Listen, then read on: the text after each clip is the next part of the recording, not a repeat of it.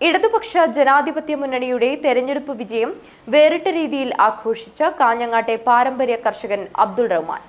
കൃഷി ചെയ്ത് വിളയിച്ച ഉൽപ്പന്നങ്ങൾ പൊതുജനങ്ങൾക്ക് സൗജന്യമായി നൽകിക്കൊണ്ടാണ് അബ്ദുൾ റഹ്മാൻ തെരഞ്ഞെടുപ്പ് വിജയാഘോഷം വേറിട്ടതാക്കിയത്. 40 വർഷമായി കാർഷിക മേഖലയിലെ നിറസാന്നിധ്യമാണ് കാഞ്ഞങ്ങാട് നഗരസഭ 35-ാം വാർഡിലെ പാരമ്പര്യ കർഷകനായ അബ്ദുൾ റഹ്മാൻ.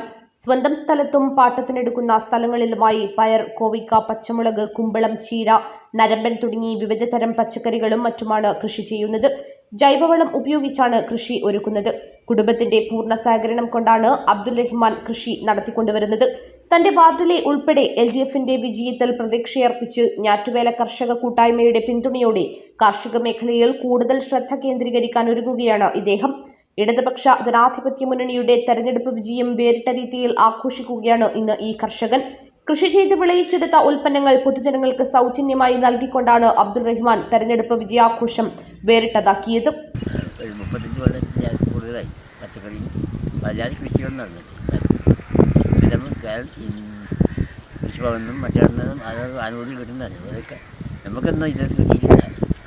കൊടുക്കുന്നുണ്ട്, ഇടാൻ വാങ്ങുന്നുണ്ട്.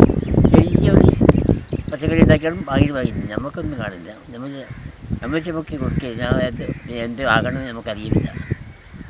അപ്പം അതുകൊണ്ട് എത്രയും കൊല്ലമായിട്ട് നമുക്കൊന്നും കിട്ടാൻ നമുക്ക് കൃഷിയോട് ഭയങ്കര ഇഷ്ടം തന്നെ. പച്ചക്കറി ഉണ്ടാക്കാനും കോഴയ്ക്ക് ഉണ്ടാക്കാനും പിന്നെ പശുവിനെ കറക്കാനും ഇതിനും ഭയങ്കര ഇഷ്ടമാണ്.